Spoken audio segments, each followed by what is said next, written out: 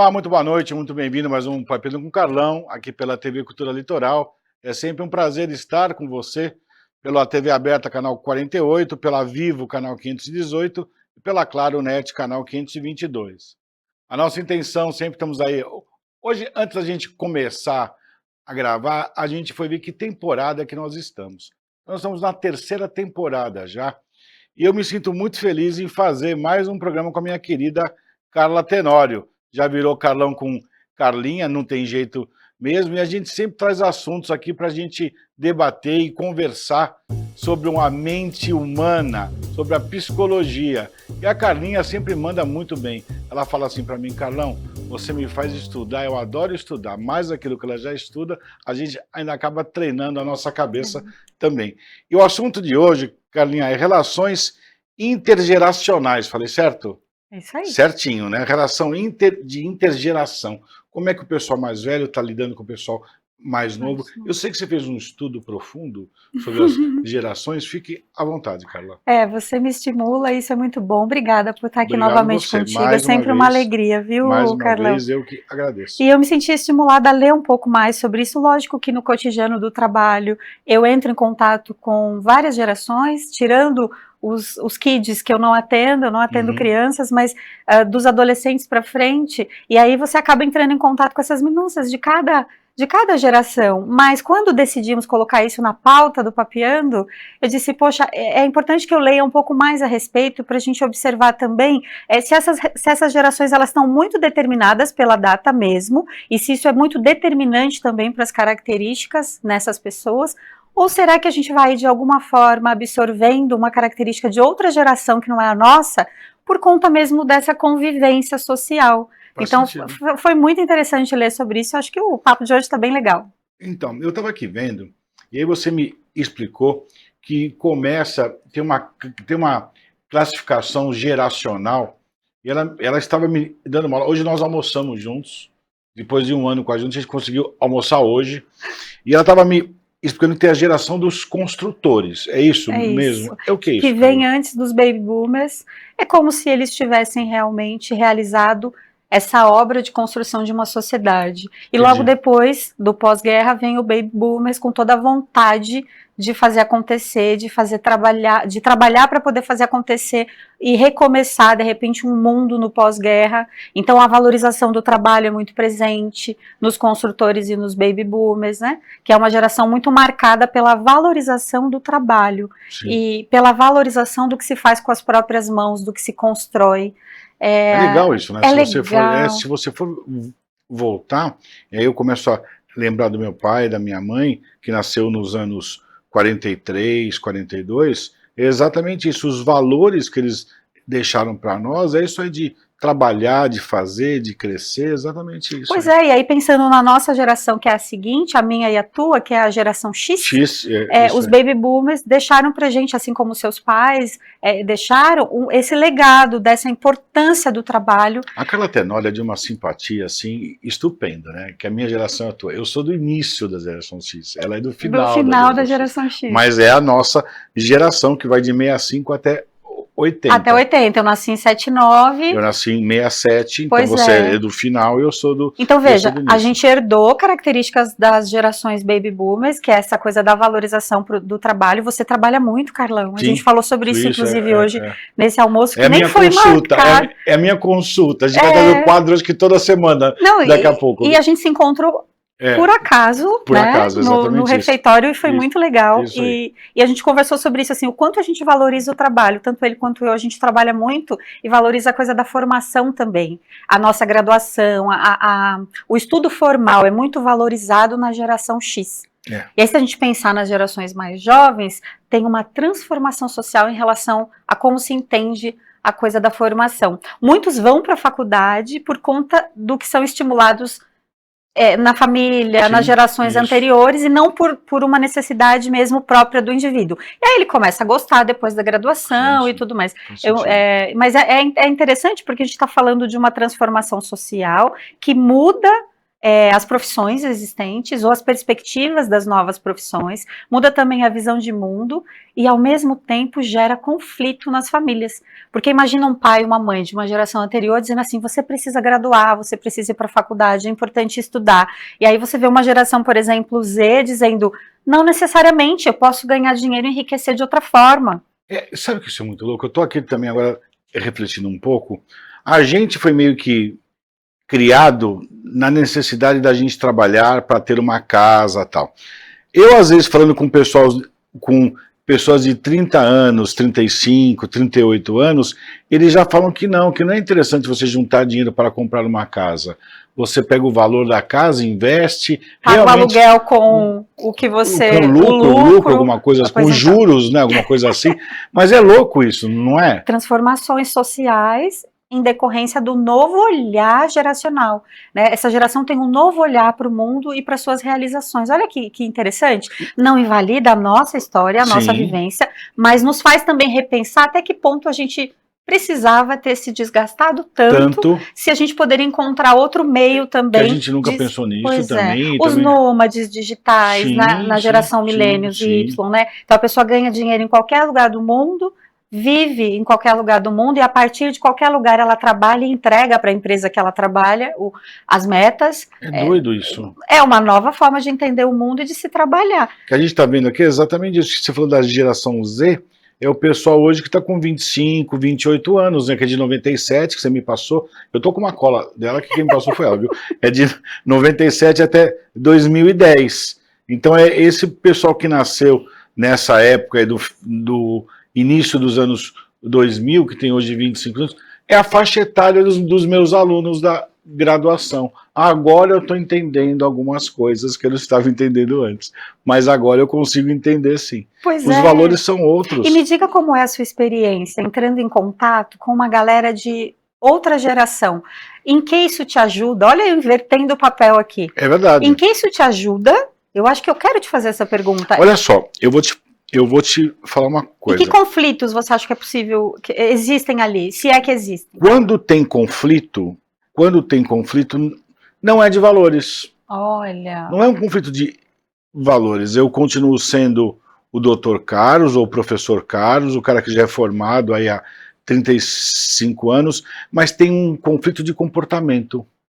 Assim, eu sinto que tem um conflito de comportamento. Às vezes, o por favor, obrigado, com licença, o modo com que as coisas são pedidas, o modo com que a gente pede um favor ou outro.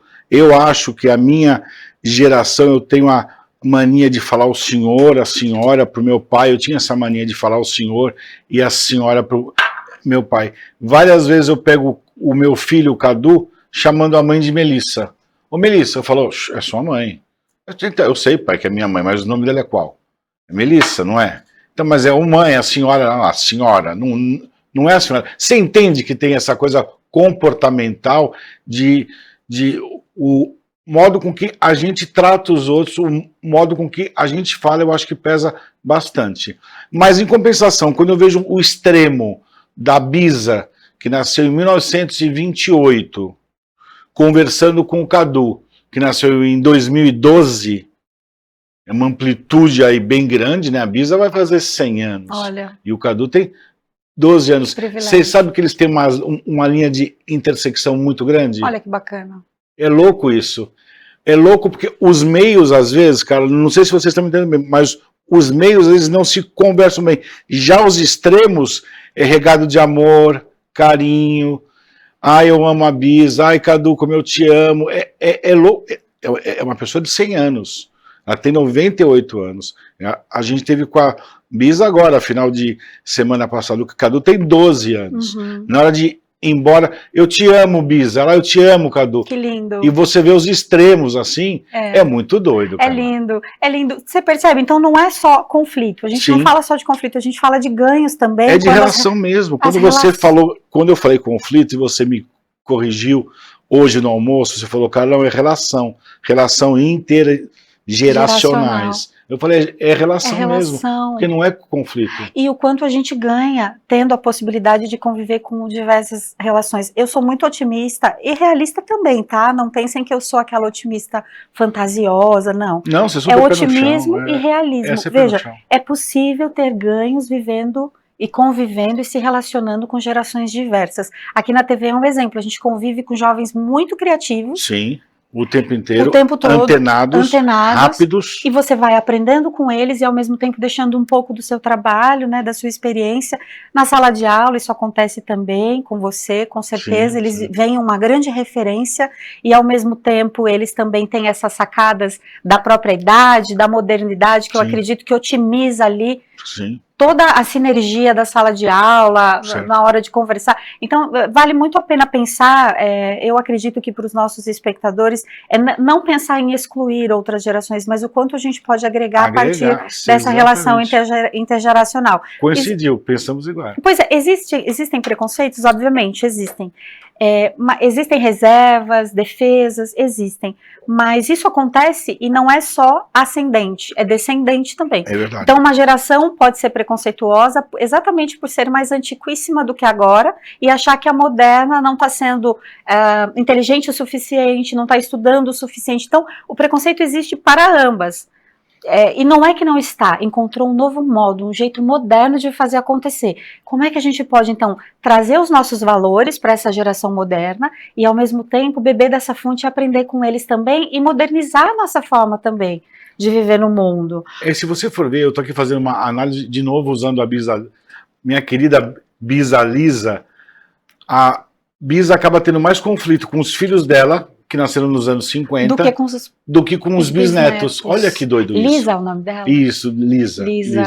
Ela é a avó da Melissa e é bisavó dos meus filhos. E que lindo a Melissa poder ter a avó aí para passar alguma experiência e ter essa troca, e às vezes não precisa ter a expectativa de passar também alguma coisa. Não, a relação é orgânica. Ela é natural. É orgânica.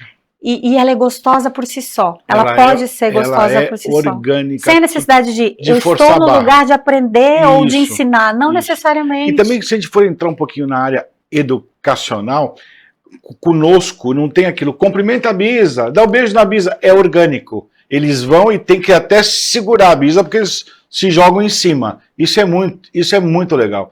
Assim, eu não sabia que a gente ia entrar por esse caminho, né? Como sempre, a gente não combina o que vai falar, mas acaba dando certo. Gente, eu tô aqui batendo um papo super legal. Eu vou ter que fazer um programa só eu e ela. A gente tá precisando de fazer isso seriamente, viu? Com a minha querida Carla Tenório, a gente tá falando de relação intergeracionais.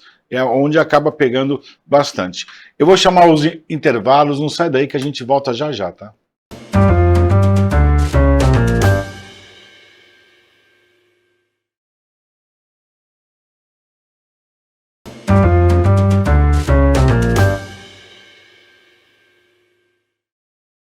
Olá, estamos de volta aqui com a minha querida Carla Tenório, nosso quadro Carlão e Carlinha. Vai virar programa, isso eu tô avisando, hein? Tô forçando uma barra aqui com ela que vocês nem imaginam. A gente tá falando de relações intergeracionais. Justamente como é que essas relações acontecem e quais os possíveis conflitos. A Carla não gosta muito da palavra conflito. Ela prefere a palavra relação mesmo. E isso a gente está tentando extrair aqui que existe uma relação saudável, sim.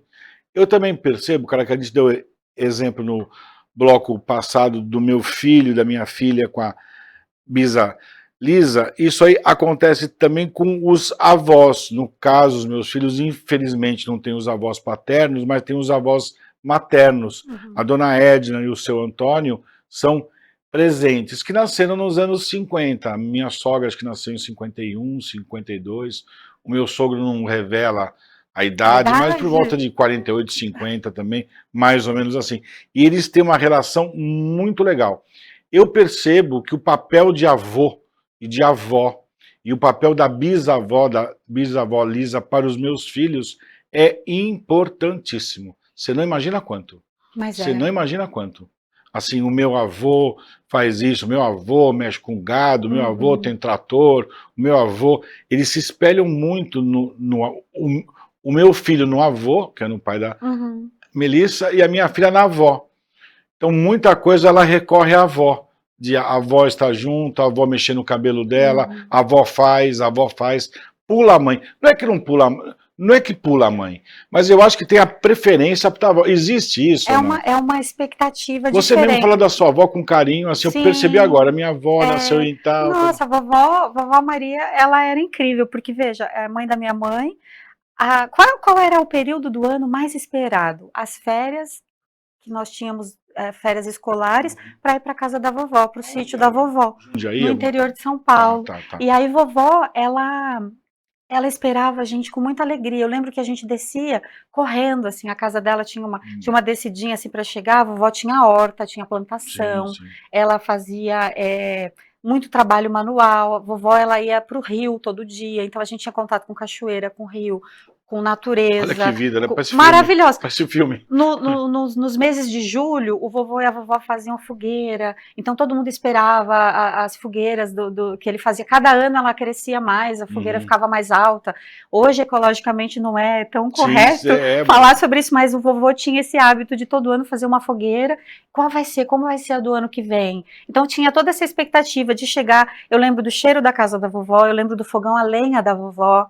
Então, quer dizer, se você diz que para os seus filhos há uma preferência, o que há, na verdade, é uma relação diferente da comum, da rotineira com pai e mãe. Sim.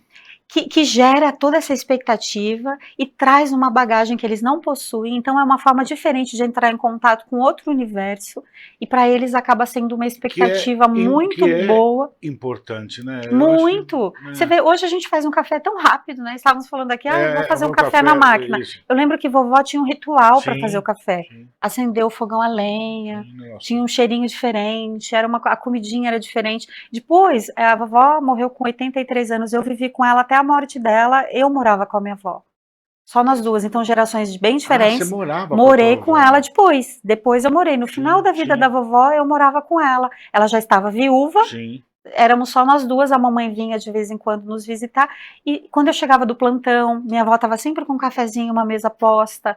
Então, essa relação, que era também conflituosa em alguns pontos, porque tínhamos pontos divergentes, mas são memórias afetivas que eu carrego por toda a vida. Incrível, né? E fica o cheiro, o cheiro sabe? Marca o negócio. Tudo. E assim, pensando agora nas gerações, Carlão, o que é legal a gente pontuar aqui?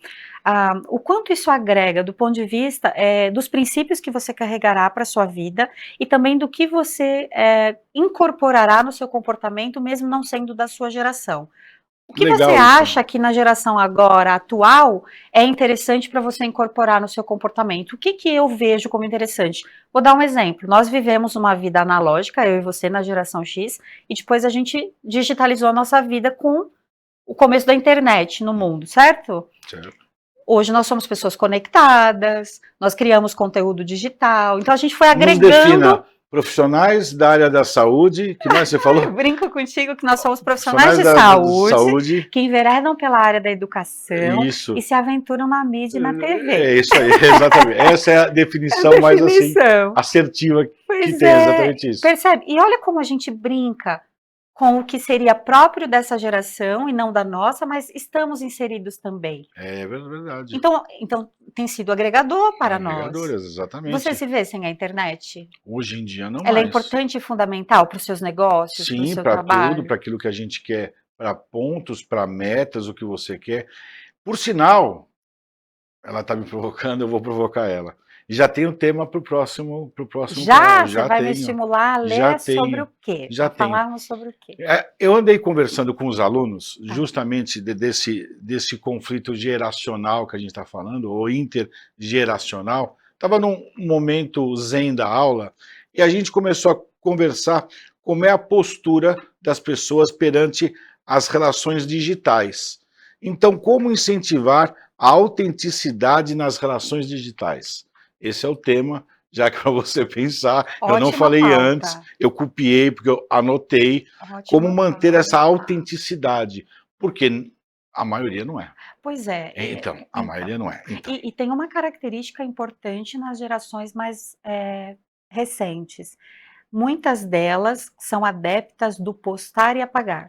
Isso, por que isso? E do postar, e só utilizar as ferramentas de 24 horas no ar e depois posta. Porque as gerações mais Eu modernas, deixo lá um mais montão, lá tem coisa. então, mas Só apaga. mas A minha filha apaga tudo. a geração Z, uma característica dela é o recomeço. A minha filha é o quem? A minha filha é alfa. É alfa, minha filha. Minha filha nasceu em 2010. Ela Alfa, nasceu então, apaga tudo. Pois então. É alfa, apaga tudo. Então, e eles gostam de posts mais Rápido, curtos, eles gostam de consumir conteúdos também mais curtos, e eles preferem o offline. Olha que curioso, vovó era totalmente offline, Sim. a Bisa, a Lisa também. Também. Uma vida totalmente offline. O digital não transformou a vida dessas mulheres em nada. Nada. O que a gente diz da geração Z e da geração Alfa que prefere também não postar? É verdade. Será que a gente não está observando um ponto de convergência intergeracional? Porque eles não querem exposição a todo custo. É verdade. A gente acaba postando mais. A geração X e a geração Y. Não é verdade? E a capacidade do recomeço e de se desconstruir e reconstruir. Essas gerações jovens, elas tendem a mostrar que você não é definido pelo que você é postado. Isso e que ele pode se arrepender 24 horas depois e dizer, não tem nada a ver comigo aquele cabelo que eu botei, agora eu vou fazer um outro cabelo. Isso, não quero mais esse, agora é outro. Filha, você não tem uma foto minha na internet? Ah, não, pai. Pra que eu vou pôr foto sua? Mas eu sou seu pai, eu ponho tanto foto sua, ponho foto sua todo dia. Pai, você põe foto minha. Eu não ponho porque eu não quero. Pronto. E eu ponho, ela chia. E quando vocês estão curtindo juntos, ele está super entregue a essa relação com você. Esquece não é foto. uma questão afetiva. Nunca partiu dela. Vamos tirar uma foto? Nunca. Sempre vamos tirar foto. Ai, pai, tirar foto. É verdade. Faz sentido isso. Que doido isso, né? E como é possível aprender, né? Eu já me peguei pensando e repensando até que ponto a exposição midiática ajuda.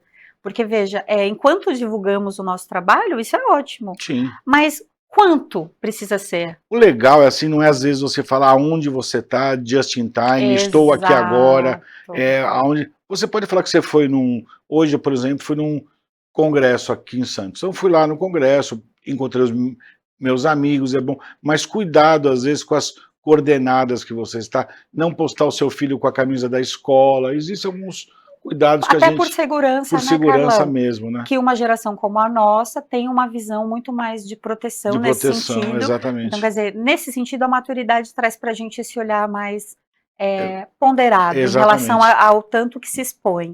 Então, você percebe? E aí, pensando em transformações sociais, é exatamente isso que acontece. Carl Jung fala muito sobre isso, né? O ser biopsicossócio-histórico. Nós não somos uma coisa só. E não é a nossa coletividade apenas que nos define, ou a geração que nós nascemos. Esses marcadores, X, Y, Z, alfa, beta, eles servem como um referencial, mas eles não são determinantes. Sim. Há muito mais para se dizer do indivíduo a partir dessa visão biopsicossócio-histórica. De onde você veio, onde você está, para onde você vai, que referências você tem acesso. As questões sociais e econômicas interferem também na visão de mundo das gerações. Não é porque você é daquela geração que você vai ter contato com aquilo, vai depender também do teu mundo social, né, da tua economia ali, né, de mercado mesmo. E uma coisa muito interessante que eu li estudando, você como sempre me estimulando a estudar, as marcas que conseguem ultrapassar gerações, eu até sei quais, depois em off lá no Instagram a gente pode levar isso para as pessoas, essas que conseguem passar por várias gerações são as que entenderam a linguagem de como se eternizar no mercado, sem ofender nenhuma geração e ao mesmo tempo agregar a nova, sabe? A biopsíquica sócio-histórica. Existem marcas no mercado muito famosas de cosméticos, sim, de produtos de beleza e tudo mais, e de alimentos também que elas conseguem passar por várias gerações. Passaram pela Baby Boomers, passaram pela X, mantendo pela Z. A caixa amarelinha e preta, tudo igual, não mudando as cores, é verdade. Agradam todas as gerações. Todas as gerações, é isso porque mesmo. Elas entenderam que é a questão do vínculo e não do marcador de cada geração. Muito Olha legal. Que legal, né? Viajante nosso papo. Muito bom, né? Muito legal. Muito a bom. gente está quase acabando aqui o programa de hoje e eu vou te fazer uma coisa que não estava combinado, porque eu sei que você não quer que eu fale, mas a Carlinha, ela lançou um livro chamado Pílulas de Autocuidado. Foi. O lançamento foi agora no finalzinho do mês de abril. E para você ter acesso aqui ao livro da Carla, você acessa, por favor, o www.carlatenorio.com.br. Me fala o que é as pílulas do autocuidado. Tem uma parte que tem tudo desenho, a ver com, e tem a ver com a nossa pauta. Exatamente. Por exemplo, as pessoas estão lendo cada vez menos. Sim. E não porque elas não gostam de ler, mas elas não têm muita paciência para conteúdos densos. Então a ideia do Pílulas é trazer microtextos e micropílulas ou frases que levem a algumas reflexões intercaladas com desenhos para colorir, para adultos também. Legal isso. Porque hoje as pessoas estão muito imersas à tela. Então a ideia é tirá-las da tela um pouquinho, jovens, adultos e idosos. Sim. E para que elas intercalem uma leitura breve com algum desenho terapêutico. A arte-terapia, ela é valiosíssima, eu também acho. E a gente tem muitas evidências científicas do quanto isso ajuda emocionalmente o indivíduo, e aí eu enveredei por essa área com a intenção. Na próxima você me traz um livro? Trago, pode deixar, e obrigada por falar. Você traz, sim, pode Carlão, deixar. Pro meu amigo Carlão. Até porque você fez parte do prefácio, não né? Dá pra falar, eu estou honradíssima. Eu já disse no programa anterior, inclusive, que ele me fez chorar com isso. Mas ela vai trazer o livro. No próximo programa, não perca, ela vai trazer o livrinho, a gente vai fazer uma brincadeirinha com a Natália, porque ela adora fazer brincadeirinhas filmando, a gente vai pôr até o livro no meio. Para você que nos assiste, um grande beijo, obrigado sempre pela sua audiência, e estar com a Carlinha é sempre muito bom. E não esqueça, www.carlatenorio.com.br. Um grande beijo, obrigado, Carla. Obrigada a você. Até o programa que vem, tchau, tchau.